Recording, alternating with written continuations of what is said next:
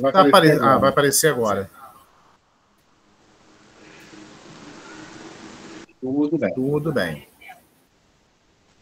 Então vamos começar, porque já chegou ainda, mas ela chegando. Eu vou dar só uma introdução aqui do que eu vi na aula passada, tá?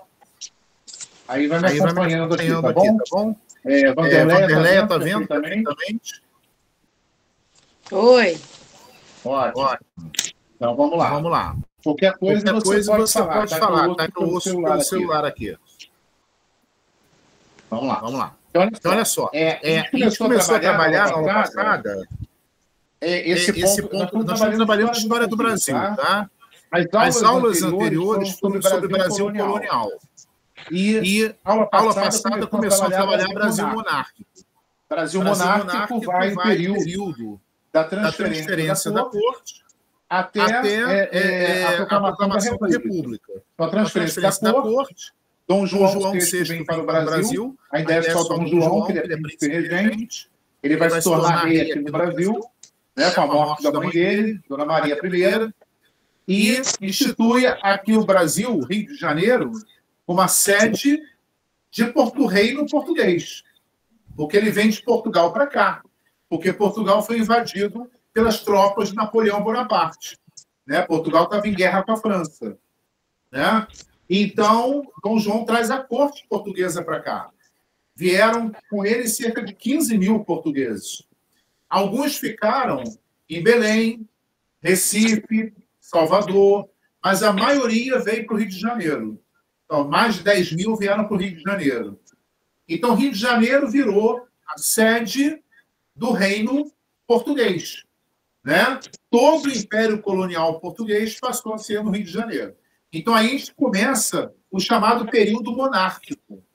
Monarquia é uma forma de governo em que o executivo, né, o poder executivo, é exercido por uma pessoa. O rei, aí, reinado, ou imperador, império.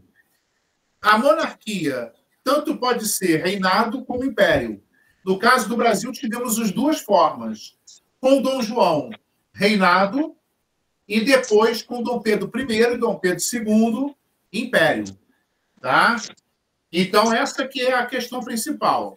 A gente fala Brasil monárquico porque compreende todo esse período, que foi, né, da transferência da corte, o Rio de Janeiro vira sede do reino português, até a proclamação da República, lá no final do século XIX. A primeira parte do Brasil monárquico, a gente trabalha a transferência da corte, o reinado, até 1821, quando Dom João volta para Portugal, deixa aqui o filho dele, Dom Pedro, como príncipe regente. Dom Pedro, então, vai proclamar a independência. Aí vem o primeiro, né, Império Brasileiro, que vai de 1822 até 31, quando Dom Pedro vai ser obrigado a renunciar, né? E aí tem um período regencial, 31 a 40, porque o herdeiro do trono, Dom Pedro II, né, ele era menor de idade e só vai poder assumir em 40, com 14 anos de idade, porque o Congresso aprovou a maioridade aos 14 anos para ele poder assumir naquele momento. Tá? Então, na aula passada, a gente parou justamente em 1831, quando Dom Pedro I é derrubado por uma revolução liberal, né, que vai tirar ele do poder. Ele vai renunciar em favor do filho dele, Dom Pedro II, né, que não pode assumir ainda, e no lugar, então, do Dom Pedro II, governa uma regência. É isso que a gente vai ver hoje. Tá? Esses slides, eles estão disponibilizados no Google Classroom, na nossa aula de história. Você acessa lá e você vê direitinho, os slides todos estão lá. Brasil Colônia, tem um de África, eu coloquei também um de história antiga e medieval. É um material que você pode já ir estudando, né? Que eu sei que você vai fazer, parece que ano que vem, né? Mas já pode ir adiantando o estudo. Tá? E tem também umas apostilas de questões do Enem. Tá? Que tem as questões do Enem sobre determinado tema, tem uma sobre escravidão, tem uma sobre história antiga e tem uma sobre Brasil do século XIX, que é aí que a gente vai trabalhar aqui.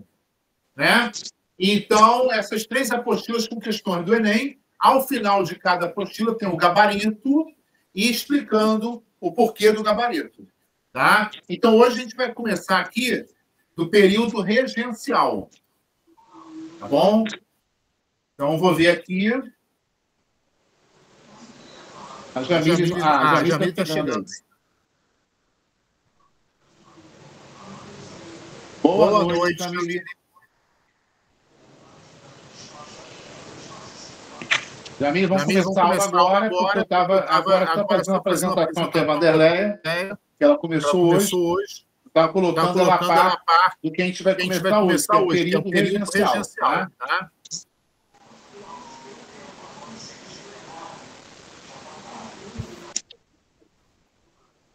Tá? Tá. Oi. Ótimo. Boa noite. Boa noite. Então, vamos lá. Vou passar aqui. Oi. Vou fazer a perguntinha para vocês da fofoca aqui do negócio. Tudo bem? Estão vendo aqui? Pré-vestibular comunitário, Brasil Monarca, tranquilo, né? Eu não estava conseguindo entrar nesse link. Isso já vimos. Transferência da corte já vimos. A independência, a proclamação do Império. Primeiro reinado, sua crise. E aí vem as imagens aqui de Debré, né? Sobre o Brasil na época. Aqui a dança da capoeira. Daqui é o casamento libertos, né?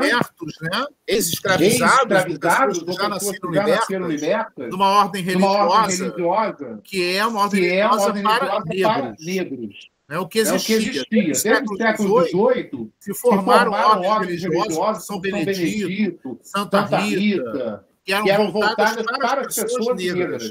As pessoas libertas, elas trabalhavam, tinham sua própria renda, e elas contribuíam para essa ordem religiosa. Então, vocês podem ver que eles estão libertos porque eles estão calçados. Escravo não usa calçado, não anda descalço. Eles estão calçados, bem vestidos, estão casando, né? Pode ver que o padre dessa ordem é também negro, de pele clara, tá? Então, ele está fazendo casamento aqui. Aqui é uma pintura também, bem interessante, que é a questão da família colonial.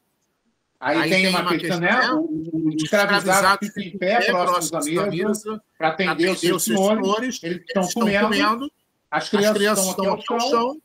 Né? Agora reparem bem a fisionomia desses senhores, né? Eles não são brancos. Eles são negros de pele bem clara. Né?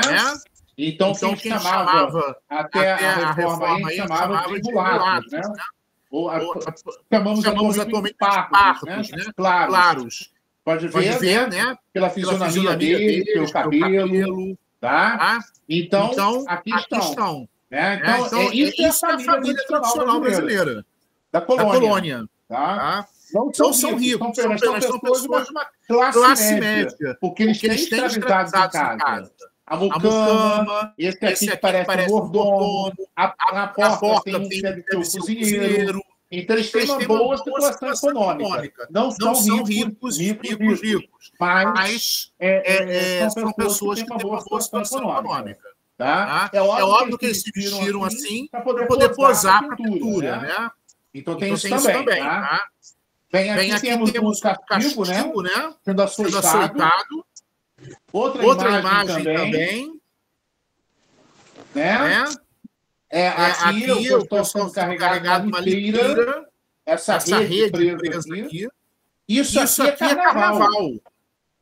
É o chamado entudo, né? Quando o pessoal pintava os outros, jogava coisas. Tem um garoto aqui com um instrumento para borrifar água. Ele fazia o lança-perfume, né? Então, eles borrifavam água, borrifavam, às vezes, alguma coisa malcheirosa também, né? Jogavam nas pessoas. Então, isso aqui é o carnaval. As pessoas estão fantasiadas, e esse aqui está passando uma coisa no rosto dela, que é pintura de branco, e ele está com a mão tirando a pintura dela. Né? Então, é uma cena de carnaval no Rio de Janeiro. As regências... Então, na aula passada, a gente chegou até a queda de Dom Pedro. Né? Então, a queda de Dom Pedro... Ela acontece por quê? Ora, havia uma crise econômica, né? O Império arrecadava muito pouco, o nosso parlamento, né? A Câmara de Deputados e Senado, tinha uma posição contrária a Dom Pedro governava de maneira tanto quanto autoritária, poder moderador, né? Ele podia intervir, e ele vai intervir várias vezes, dissolvendo o Congresso, nomeando gente, né? Então, o nosso Congresso, nosso Senado, na Câmara de Deputados, tinha uma posição contrária a Dom Pedro, assim, fazia oposição a ele. Havia uma crise econômica, a nossa arrecadação tributária estava em crise, né? E, por outro lado, Dom Pedro contribuiu muito para isso. Primeiro, porque ele fez um acordo em 1825 com Portugal, que o pai ainda era vivo, né? Dom João VI. Ele faz um acordo para que haja o reconhecimento da independência do Brasil por Portugal. E esse acordo estabelece para o Brasil o pagamento de uma indenização monstruosa. Então, isso acabou quebrando as nossas finanças, que já estavam quebradas. Porque Dom João, quando saiu do Brasil para voltar para Portugal, em 1821, ele limpou a Caixa do Banco do Brasil, que ele havia criado em 1910, né? Ele limpou a Caixa do Banco do Brasil. Tudo que tinha lá em dinheiro e ouro, ele levou para Portugal. O Banco do Brasil ficou com dinheiro. E o Banco do Brasil arrecadava os tributos durante um tempo. Alguns tributos de províncias do Norte, Nordeste, por exemplo, iam direto para Portugal. Durante um ano foi assim, né? De 21 até o início de 22, o que prejudicou mais ainda, né? Porque o Nordeste é a nossa região mais rica, e a arrecadação de impostos da Bahia e do Nordeste em geral ia tudo para Portugal, o Norte também, o Grão-Pará, Maranhão, né? Tudo para Portugal. Piorando mais ainda, né? Dom Pedro I não conseguiu aumentar os impostos como ele queria e precisava para salvar o Banco do Brasil, né? Ele vai também tentar fazer algumas coisas para poder arrecadar mais dinheiro, mas não consegue, o Congresso não deixa. Ele se envolve numa guerra com o Uruguai, a província cisplatina, que se declarou independente do Brasil. O Uruguai estava ocupado por tropas do Brasil desde 1810. Dom João mandou invadir o Uruguai, que era da Espanha, e ocupar, visto que a Espanha era aliada de Napoleão Bonaparte, na Europa, né? E também tinha invadido Portugal, junto com as tropas de Napoleão. Então, ele vai... o Uruguai declara sua independência em 1825, e Dom Pedro não aceita. Promove uma guerra, que é uma guerra muito custosa. Morreram muitos brasileiros, né? E nessa guerra, e era uma guerra que a nossa elite, nossos deputados, senadores, nossa elite comercial, não queria. Porque o Uruguai nunca foi do Brasil, era da Espanha. Né? Então, eles não queriam essa guerra, era uma perda de tempo. O mais importante era segurar a independência do Uruguai, de forma que o Uruguai não fosse incorporado pela Argentina. E é o que vai acabar acontecendo. Porque essa guerra ela causou tanto transtorno naquela região que a Inglaterra teve seu comércio prejudicado e ela resolveu intervir, obrigando um acordo. O Uruguai se tornaria independente, mas não iria para a Argentina. E não seria mais do Brasil. Então, Uruguai, como é até hoje. Então isso aí é uma coisa que precisa ser resolvida sem guerra. Sem guerra. Né? Uma pressão sem guerra. Mas Dom Pedro partiu para a guerra, com a perda financeira monstruosa, e muitos brasileiros morreram nessa guerra. Né? Inútil. A elite, então, se queimou mais ainda, ficou mais ainda chateada com Dom Pedro. Para piorar, né? Dom Pedro se aproxima cada vez mais dos portugueses aqui do Brasil, comerciantes que viviam no Brasil, que apoiavam ele, apoiavam o Império, mas tinham vantagens comerciais, prezando os interesses da elite brasileira. Né? Então a elite brasileira começa a se organizar para derrubar Dom Pedro. E não é mais interessante. Então, o que acontece? Em 1831, Dom Pedro encaminha, no início do ano de janeiro, ele encaminha ao Congresso uma proposta para acabar com o tráfico negreiro. Por quê? Porque essa proposta estava colocada na renovação dos acordos comerciais com a Inglaterra, que foi feita em 1827.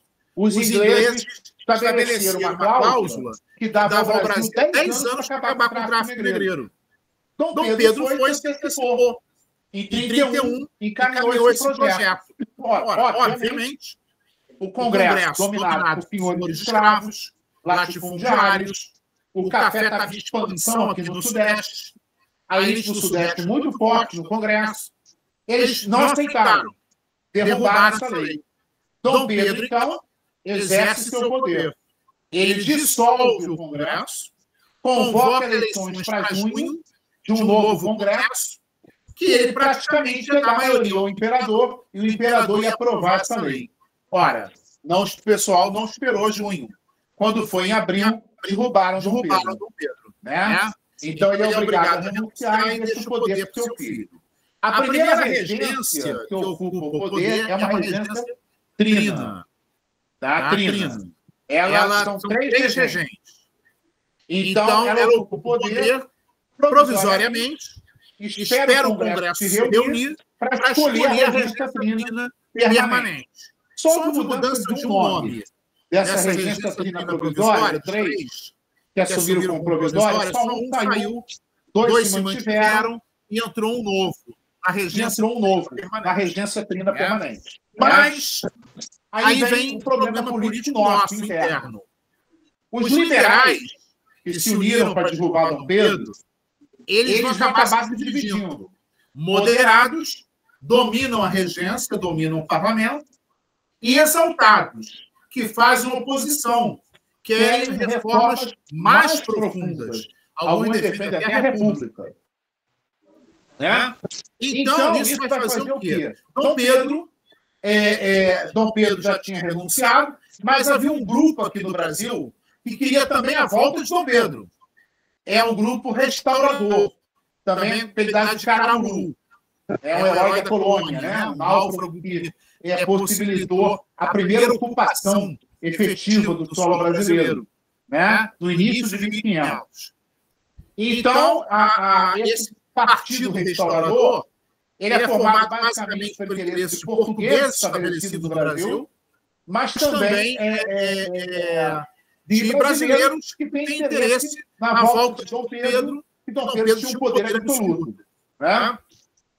Então, essa elite que assumiu o poder, ela está um pouco enfraquecida, porque ela é um grupo moderado, domina o parlamento, mas sofre oposição dos exaltados, que querem reformas mais profundas, e desse grupo restaurador, que quer a volta de Dom Pedro.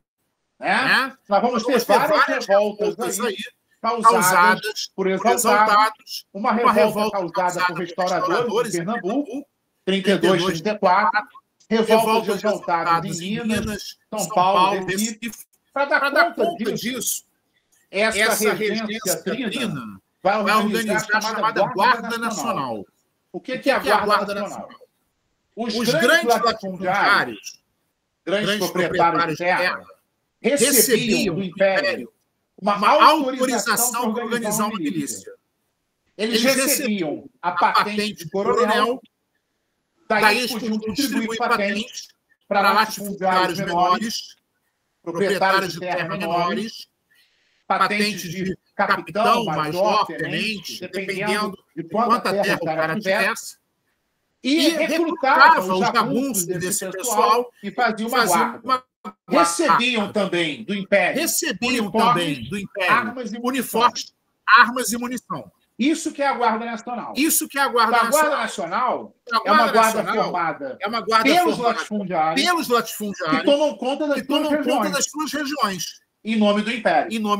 Isso foi feito para que eles pudessem derrubar essas revoltas e, ao mesmo tempo, garantir um certo poder militar ao Império. Visto que o nosso exército e a nossa marinha eram muito pequenos. Nosso exército tinha 10 mil homens mobilizados. A marinha ela tinha poucos navios de guerra. Né? Então, o que acontece foi a criação dessa Guarda Nacional para proteger melhor o território. Obviamente, dando poder para grandes latifundiários. Daí até um apelido que vai ficar, o do coronel. O coronel vai entrar pela República, vai até meados do século XX. É aquele grande fazendeiro que tem poder na sua região, tem uma tropa de jagunço com ele, impõe o seu poder, afeta as eleições locais. Então, isso aí é importante para a gente ver. Como é que se forma esse poder do latifúndio, esse poder dos grandes fazendeiros do interior, que manipulam as eleições. Eles vão dominar até bem mesmo, dominar muito mesmo, até 1930.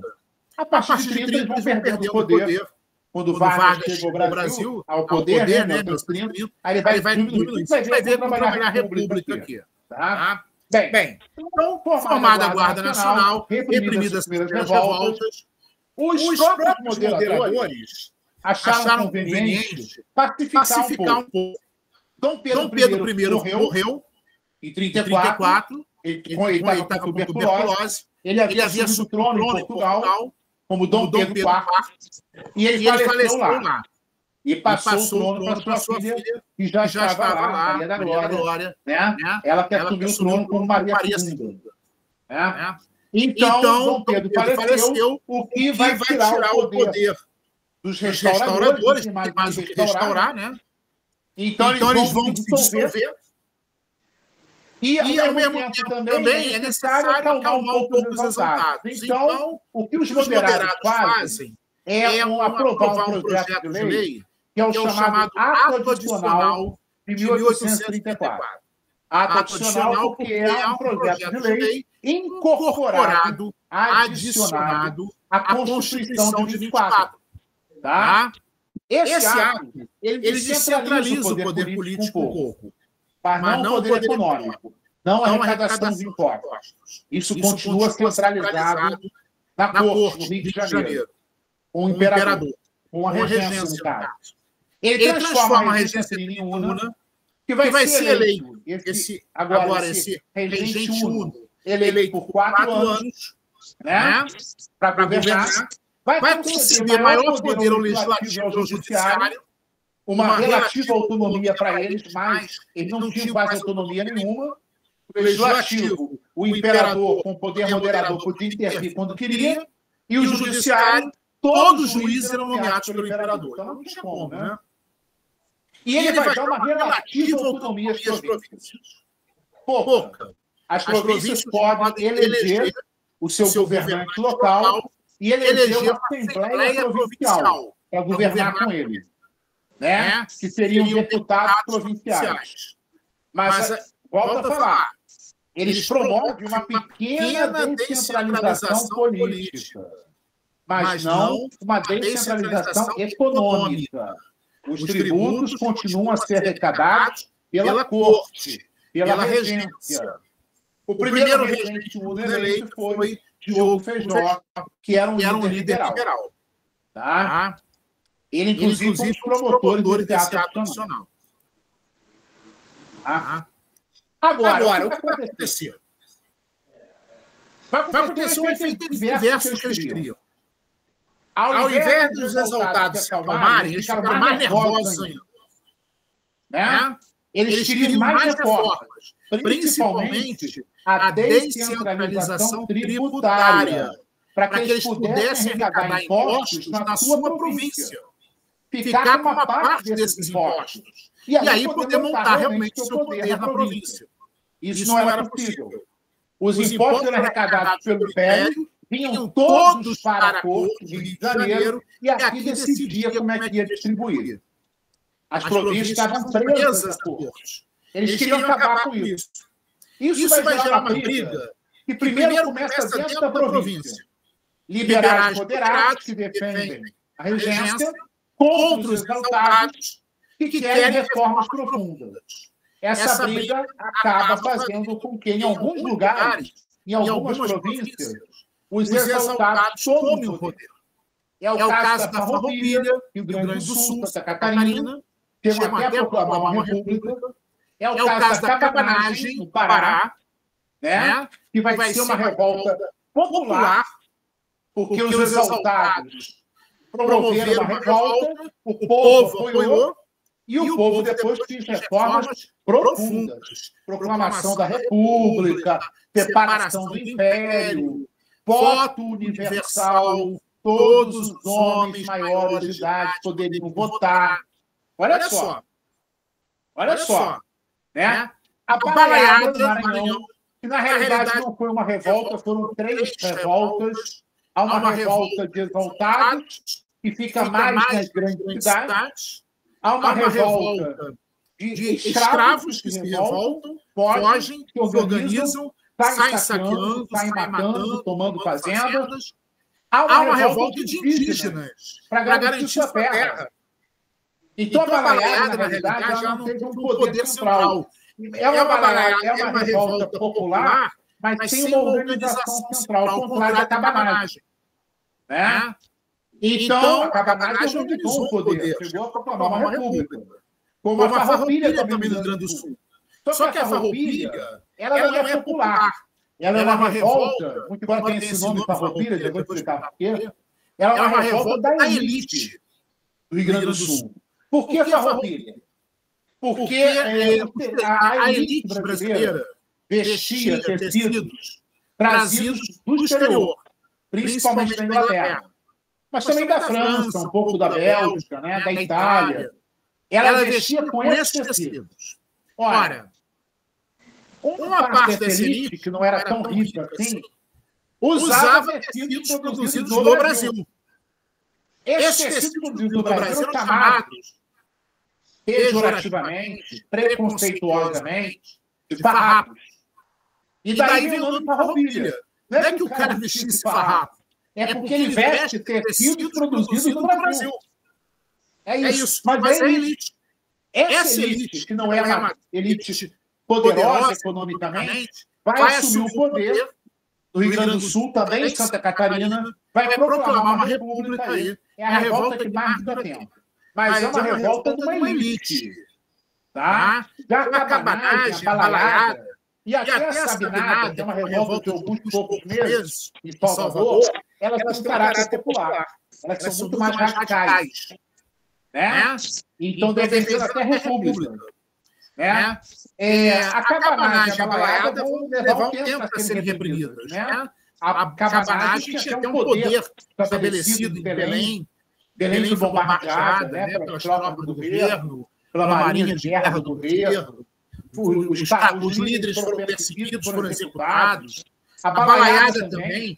Todos os líderes populares, escravos, indígenas, foram executados. A Sabinada é uma revolta que mal estourou, foi reprimida severamente pela própria elite baiana, que matou a liderança toda da Sabinada.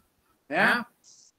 Então, isso aí, a gente vê essas revoltas, elas mostram duas coisas importantes. Primeiro, há um claro descontentamento de províncias que não são as províncias do Sudeste, Minas, Rio, São Paulo, Espírito Santo, também no Sudeste. Essa área está crescendo, está produzindo café, já vamos falar sobre o café mais à frente. Né? Não só do Sudeste, mas também, né? Essas não são do Sudeste, são do Norte, Nordeste, Extremo Sul. Né? O Centro-Oeste não era muito ocupado na época ainda. Goiás, Mato Grosso, era mato ainda. Não nem falar província aí, eram áreas de pouca gente. Não tinham nem muito preso a São Paulo, a Minas também. Então não tem muita coisa para falar. Mas o Norte, o Nordeste, o extremo Sul, tinham sua própria vida econômica. Né? Então isso é importante para a gente ver. Então o que acontece aqui? Isso é o primeiro ponto. Há um descontentamento muito forte dessas províncias que não são do Sudeste com o Império. Elas não querem ficar presas ao Império. Elas preferem se tornar república, se separar. Mas isso não é possível. O Império vai reprimir e vai manter todo mundo preso ao Brasil. Tá? Segundo ponto que é importante também. A participação popular. A Farroupilha, mesmo sendo liderada o tempo todo por uma elite gaúcha, né? Ela tem uma certa participação popular. Tá? Mas a Balaiada, Sabinada e a Cabanagem, elas são completamente populares. Bom, então a gente tem que botar, porque a população pobre, liberta, ela é excluída completamente da política. Ela não pode votar, ela não pode eleger, ela não pode ter representantes seus. Ela não tem direitos reconhecidos, a não ser trabalhar. Tá? Então, a participação popular chama atenção para esse problema, que não vai ser resolvido tão cedo. Vamos proclamar uma república e esse problema vai prosseguir. Tá? Então, isso é importante a gente marcar aqui. Esses dois pontos importantes a gente marcar aqui. Ora, houve uma revolta também, foi uma revolta escrava. Em 1935, em Salvador, antes da Sabinada, a revolta dos malês. Essa revolta é uma revolta muito forte, porque os malês são negros escravizados que vieram de uma região da África que é islâmica. Então, eram negros muito organizados, geralmente artesãos, por isso viviam na cidade. Sapateiro, ferreiro, parceiro, né? Pedreiro. Eles viviam na cidade, eram escravos de ganho, escravos que têm uma profissão, desenvolvem essa profissão, cobram por isso e passam a maior parte do que ganham para o seu senhor. Né? E eles, então, mas eram islâmicos. E eles tinham uma organização, a chamada Sociedade da Lua. A Lua é o símbolo do islamismo, crescente, né? A Lua crescente. Então, o que acontece? A elite salvadorenha, a elite de Salvador, atendendo a um pedido do bispo de Salvador, ela proíbe o funcionamento dessa sociedade. Essa Sociedade da Lua. Que na realidade, eles se reuniam numa casa que servia como mesquita. Lá, inclusive, faziam as suas orações. Então, essa casa é fechada. Muitos são presos. Aí eles se revoltam. Chegaram a ocupar Salvador toda, né? A população teve que fugir de Salvador, eles dominaram Salvador, mas depois logo chegaram as tropas, vindas do Rio de Janeiro, né? E também com apoio do pessoal em torno de Salvador, né? Fazendeiros, a Guarda Nacional, e essa revolta foi seriamente reprimida. Tá? Então, essa revolta dos malês, ela vai gravar na elite brasileira um medo que é chamado Haiti. Que o Haiti, em 1798, o Haiti, que era uma colônia francesa, se tornou independente por causa de uma revolta escrava. Eles proclamaram a independência do Haiti, eles proclamaram uma república, adotaram o voto universal e fizeram uma reforma agrária. Depois a França retomou o Haiti, eles fizeram uma revolução para botar a França para fora, né? Foi uma guerra que acabou em 1804, quando a França sai definitivamente do Haiti. E a República Haitiana é mantida. Ora, uma revolta escrava que proclama uma república, independência, isso é um pesadelo das elites brasileiras. Então, esse medo vai ser chamado de haitianismo. Tá? E essa revolta em Salvador despertou muito isso. Ora, o temor de uma grande revolta escrava, já que mais de 40% da população brasileira era composta por escravos, e negros libertos pobres, né, que estavam juntos com os escravos, né? As pressões da Inglaterra, que queria acabar com o tráfico negreiro, né? Os conflitos dentro das províncias, sempre moderados versus exaltados. Tudo isso faz com que os moderados que estavam no poder, estavam na regência, se dividam. Um grupo menor, progressistas, o regente Uno, Diogo Feijó, faz parte desse grupo, né? E quer defender o ato adicional. Não, vamos manter o ato adicional. Vamos manter o ato adicional. Vamos manter essa descentralização. Vamos discutir melhor isso. E um outro grupo contrários ao ato adicional. Tá? Isso vai levar ao final do período regencial. Em 1837, um golpe. Os regressistas, que era a maioria do parlamento, derrubaram o regente Uno, Feijó. Empossaram Araújo Lima, regressista, que iniciou o processo de centralização do poder. Em 40, os regressistas aprovaram a lei interpretativa do ato adicional, que na realidade acaba com o ato adicional 34. Ela restaura o poder moderador, ela acaba com essa relativa autonomia política das províncias, não vai ter mais isso. As províncias não podem ter mais assembleia provincial, não podem eleger seu governante. Centralizar o poder da polícia e justiça ao poder moderador, né? E o poder moderador exercido no regente Uno que assumiu agora, o Araújo Lima. Ora, então isso aí só agrava a luta entre eles. Mas aí os progressistas passam a defender a posse imediata de Dom Pedro II. Ah, mas ele é menor, tem 14 anos, não interessa. Queremos empossar ele. E cria um movimento popular. Volta o imperador. Né? A regência está usurpando esse poder. O imperador tem 14 anos, mas já tem cabeça para poder governar o Brasil. Aí fizeram um movimento, ganharam apoio da sociedade.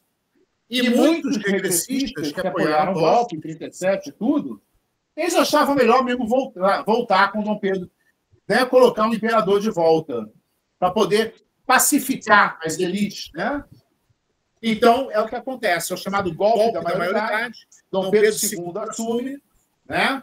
Acaba o período regencial e, a partir daí, ele vai dar atenção para, principalmente, a Farroupilha, no Rio Grande do Sul, né? Que é uma revolta principalmente da elite, para acabar com a Farroupilha, que a Farroupilha estava demorando muito e tinha proclamado uma república. A República Juliana, que reunia o Rio Grande do Sul e Santa Catarina. Então, isso é importante, esse golpe da maioridade, ele coloca no trono Dom Pedro II como um imperador, ainda não exercendo plenamente seus poderes, né? Porque essa elite vai ficar grudada nele lá, mandando, né?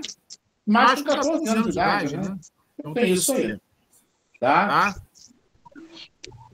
Aqui, o mapa do Brasil. Né? O mapa do Brasil, deixa eu ver aqui.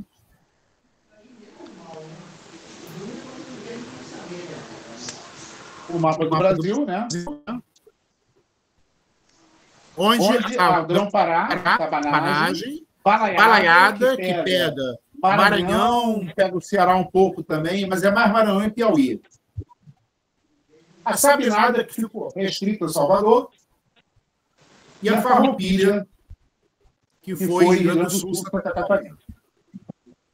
Pode ver que São Paulo abrangia também o Paraná. Pegava também parte do Mato Grosso do Sul. Tá? Então aqui está a bandeira do Império. Já teve vermelho, né? O vermelho aqui. Que é a cor de Portugal, né? Porque o verde é a Casa de Bragança. Que é a família Dom João, Dom Pedro, Bragança. O amarelo é a casa dos Habsburgos, austríacos. Porque a Leopoldina, a mãe de Dom Pedro II, era austríaca, uma princesa austríaca. Os Habsburgos governavam a Áustria, né? A família que governava a Áustria, o Império Austríaco. né? O vermelho é a cor do povo. O azul do nosso céu estrelado, essas estrelas aqui representam as províncias que existem no Brasil. A coroa imperial. Né? E aqui duas plantas importantes, é o café e o tabaco. Duas plantas importantes na nossa pauta de exportações. Né? O café, Mar do Sudeste. Né? Então, o café é uma marca do Sudeste. Rio de Janeiro, Minas, São Paulo. E o tabaco, ele é produzido bem no sul da Bahia, na região de Ilhéus. E desde o século XVIII ele era muito importante, até porque servia como moeda de troca no tráfico negreiro. Né? Então, é importante. Dom Pedro II, com seu brinquedinho aqui, seu tambor. Olha aqui o símbolo do Império. Aqui é uma cena da Farroupilha, os soldados farroupilhas atacando, né? E se defendendo, no caso, as tropas do Império atacando e eles se defendendo. Tá? Então vamos lá. Aí acaba esse aqui. Vou botar o outro para a gente começar aqui e avançar um pouquinho nele.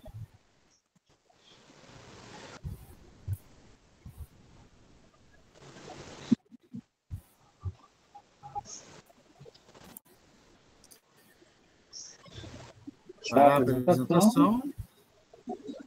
Tudo bem? Vou botar aqui o outro slide para a gente poder ver.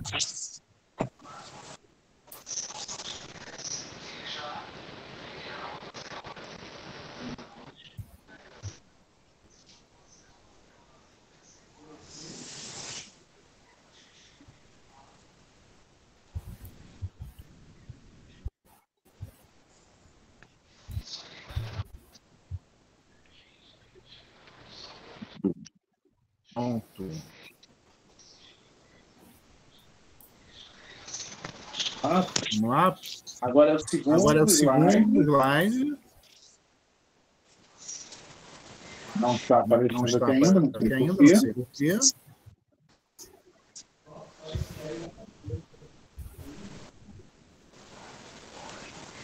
Voltando.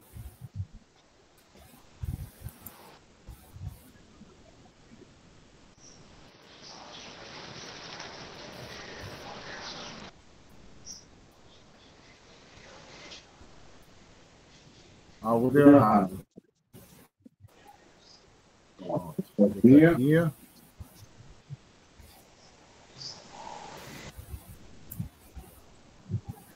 Voltando.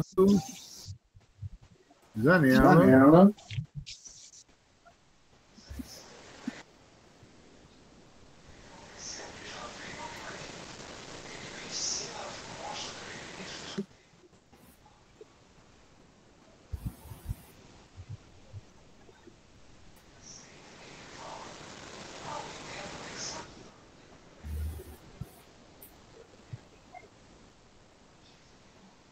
Pronto.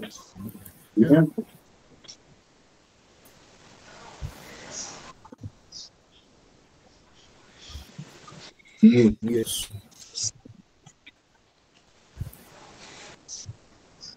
Vamos lá. Voltando. Tudo bem? Estão vendo aí? Tá vendo? Tudo bem? Só fazer sinalzinho com o dedo assim. Ó. Muito bom. Tranquilo, né? Ótimo. Então, vamos começar aqui agora o segundo reinado. Segundo reinado, Dom Pedro II. Então, vamos ver aqui o início do governo dele. A gente vai até mais ou menos aí a década de 50 e a gente para por hoje, né? Daqui a pouco está na hora de errar aqui também. Então, vamos lá. Vou abrir aqui. Aqui, Dom Pedro II, o da Chume, a cara de menino dele, 14 anos de idade. Essa pintura é do século XX, é Portinari, é o trabalhador no cafezal. Na realidade, mesmo sendo no século XX, mas ela mostrando esse trabalhador, o café, a maior riqueza brasileira, né, da época, o café durante 100 anos vai dominar a economia brasileira, e o café é um produto do Sudeste, vai transformar o Sudeste na região mais rica do Brasil, né? Principalmente São Paulo. Então, esse trabalhador, na época escravizados, trabalhavam negros. Por isso que eu escolhi essa pintura do Portinari, mesmo sendo uma pintura do século XX, né? Do início do século XX, mas ela retrata bem essa função, né? O trabalhador negro descalço, como os escravos eram também, escravizados também trabalhavam descalço, né? Então, mostrando a questão do café. Então, aqui temos Dom Pedro II, já com uma certa idade, após a guerra com o Paraguai, né? Década de 1870, ele, né, com 50 e tantos anos de idade, ele posando no palácio, aqui onde recebe a elite brasileira. Isso é uma pintura, né? Ele posou para a pintura, aí depois o cara acrescentou umas figuras notáveis do Império ali, é claro, né? Mas aí a pose é essa, o imperador com o seu cetro, a sua, né, seu bastão, sua coroa, seu manto imperial, né?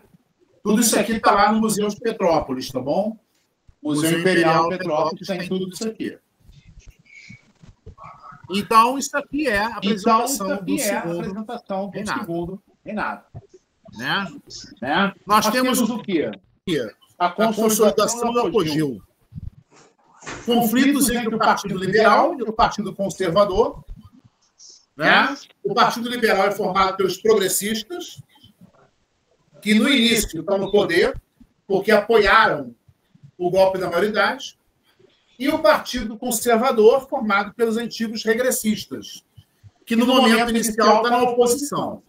Entre 40 e 43, o Partido Liberal dominou, mas os conservadores sempre procurando tirar ele. Até que tiram 41, 42, eles conseguem tirar o liberal do poder, e daí surge uma série de revoltas liberais, Rio de Janeiro, Minas Gerais, Bahia, mas são revoltas de pequeno porte, revoltas de elite, sem participação popular, são logo derrotados. Tá? Em 47, o nosso parlamento, 47 é um ano que Dom Pedro II completaria sua maioridade. Né? Ele já tinha 21 anos, né? Ele completou em dezembro de 46, então em 47 ele poderia exercer plenamente seus poderes, inclusive o poder moderador. Então o nosso Congresso correu e aprovou uma lei estabelecendo uma nova organização política, que é o chamado parlamentarismo às avessas. As avessas porque ele é o oposto do parlamentarismo inglês, né, que é o modelo de parlamentarismo. Então, o que acontece? Esse projeto de lei que instituiu esse parlamentarismo no Brasil, criou esse cargo de presidente do Conselho de Ministros, ele tira o poder do imperador. Até então, o imperador, além do poder moderador, ele também presidia o poder executivo, porque ele presidia o Conselho de Ministros, o Ministério. Então, esse artigo, esse projeto, tira isso dele. A partir de agora, quem escolhe o presidente do Conselho de Ministros é o Congresso, é o Parlamento brasileiro. Então, o imperador perdeu essa interferência que ele tinha no poder executivo. Ele não pode mais nomear ministros do executivo, ele não pode mais governar. Quem governa é o ministério formado pelo poder executivo. Ora, mas quando há algum conflito, quem resolve é o imperador, porque é ele quem dissolve o parlamento e convoca eleições. Então, o que acontece é que o nosso parlamentarismo ele não representa o voto popular, a vontade popular. No caso do parlamentarismo britânico, né, o cidadão vota para escolher o partido que vai governar o país. Tá? Então, o partido vitorioso forma o ministério, indica o primeiro-ministro, que é o presidente do Conselho de Ministros. No caso do Brasil, não acontecia isso. O que acontece? O imperador tem uma crise, o imperador dissolve o parlamento, nomeia um primeiro-ministro, o presidente do Conselho de Ministros. Esse cara convoca eleições. Quem vai ganhar é o partido dele, porque ele vai fazer as eleições e ele vai formar seu ministério. Ora, isso foi feito justamente para dar esse toque, como se houvesse no Brasil um parlamentarismo. Não, nós temos um parlamentarismo onde o poder popular, o voto popular não vale nada. Não existe. Inclusive, o povo pobre nem vota. Então, na realidade, o nosso parlamento ele é de cima para baixo. Da vontade do imperador e das elites para chegar até o voto, que não representa nada, praticamente. Porque esse voto vai ser feito dentro de uma eleição que já está com cartas marcadas. Porque o presidente do Conselho de Ministros organiza a eleição e tem interesse em ganhar a eleição, e vai ganhar. Ora, isso vai levar a uma revolta grande do Nordeste, que é a chamada Revolução Praieira, que também chegou a proclamar república em Pernambuco. É a última grande revolta do Império. E foi uma das mais sérias. Eles fizeram um manifesto proclamando a república, acabando com a escravidão e propondo até uma distribuição de terras no interior. Ela não envolveu só Pernambuco, mas províncias vizinhas, Alagoas, Paraíba, Rio Grande do Norte, Ceará. Então, foi uma revolta de grande porte.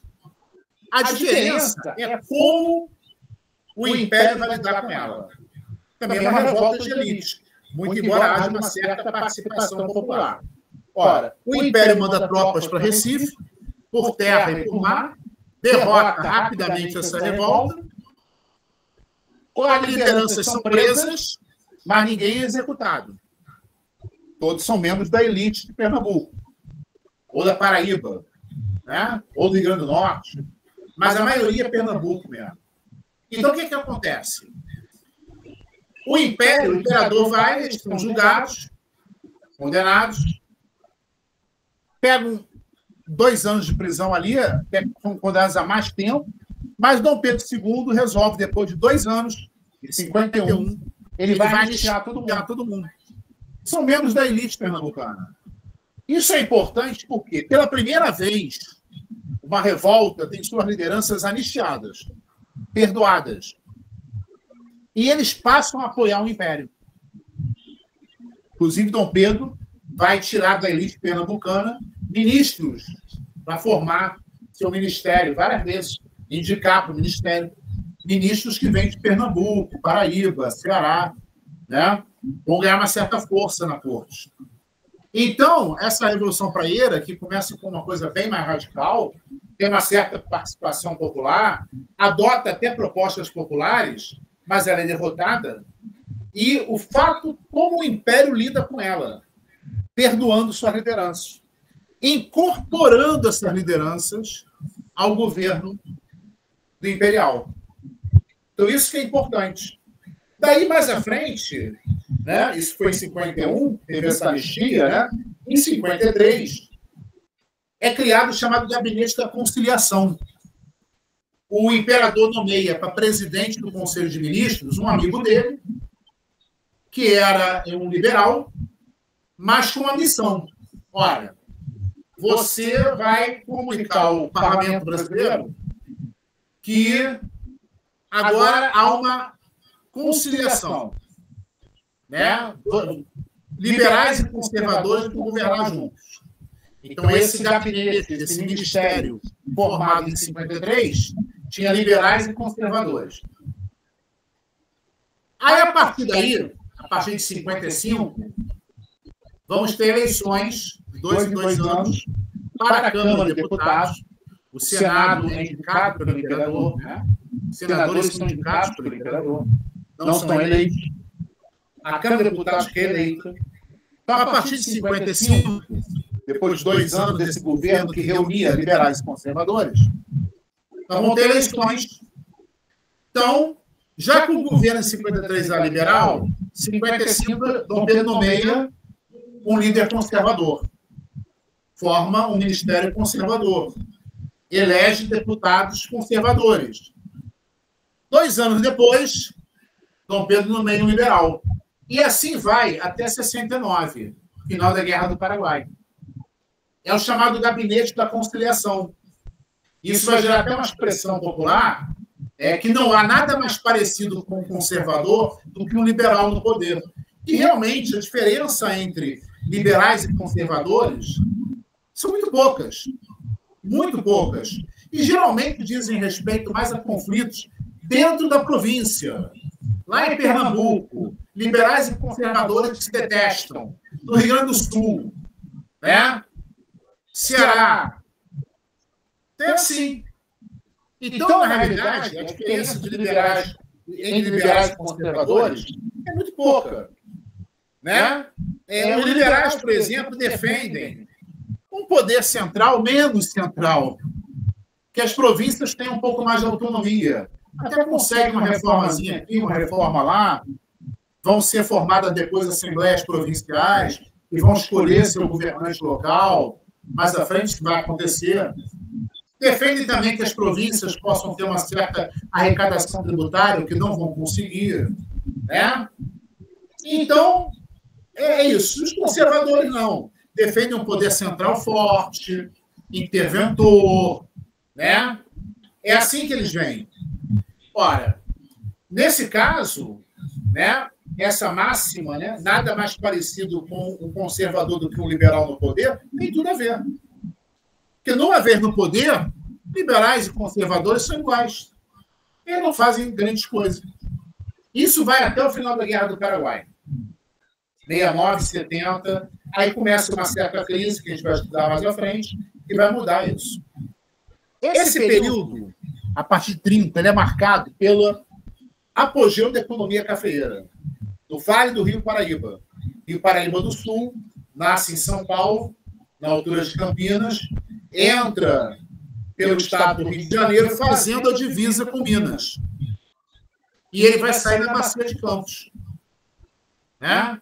O Rio Paraíba do Sul era um rio caudaloso, hoje menos ainda, hoje é menos, né? Mas era um rio caudaloso.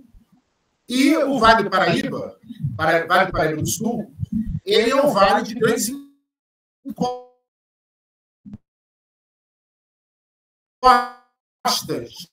clima seco, temperaturas médias de 5 graus,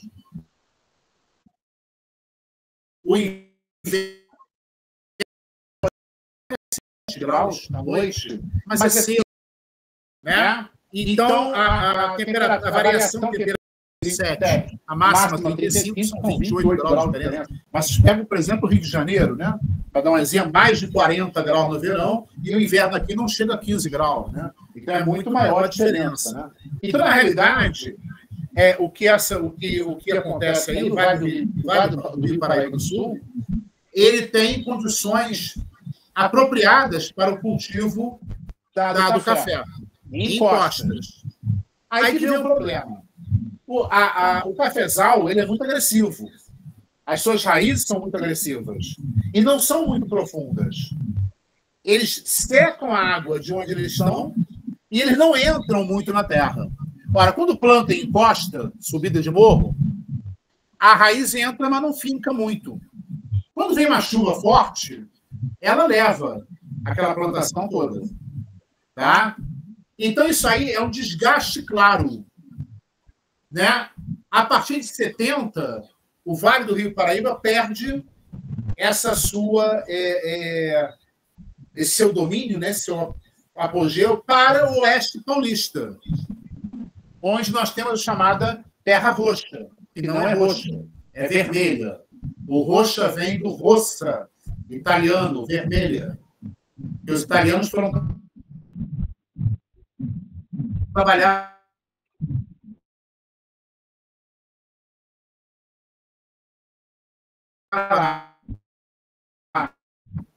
do oeste paulista. A partir de 70, é a terra roxa, terra vermelha, cerrado, longo, planalto, longo, assim, aquela extensão imensa, de terra. De terra.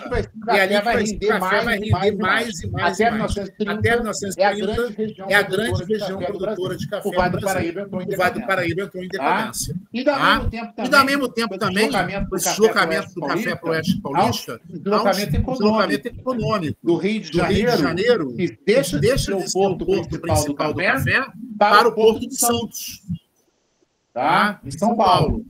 Então, isso aí é importante para a gente ver. O Rio de Janeiro continua sendo um porto importante, mas vai perder lugar para Santos. Por causa do café. Ao mesmo tempo, temos aí a pressão para acabar com o tráfico negreiro. E o Aberdeen é o nome primeiro-ministro inglês na época. O parlamento inglês aprovou, estabelecendo aí, né? É uma norma muito pesada. Os navios de guerra da Inglaterra poderiam prender navios negreiros em qualquer lugar do mundo. E a tripulação ia ser levada presa para ser julgada na Inglaterra. Então, isso foi um tapa na cara, porque o Brasil não acabava com o tráfico negreiro, né? Ficava embolando. E então, depois, com o tempo, vem, né, a lei que deu fim ao tráfico negreiro, a Lei Eusébio de Queiroz, e aí estabeleceu normas muito duras, repressão, e aí realmente acabou com o tráfico negreiro. Ao mesmo tempo que é aprovada a lei que acaba com o tráfico negreiro, é aprovada também uma lei de terras.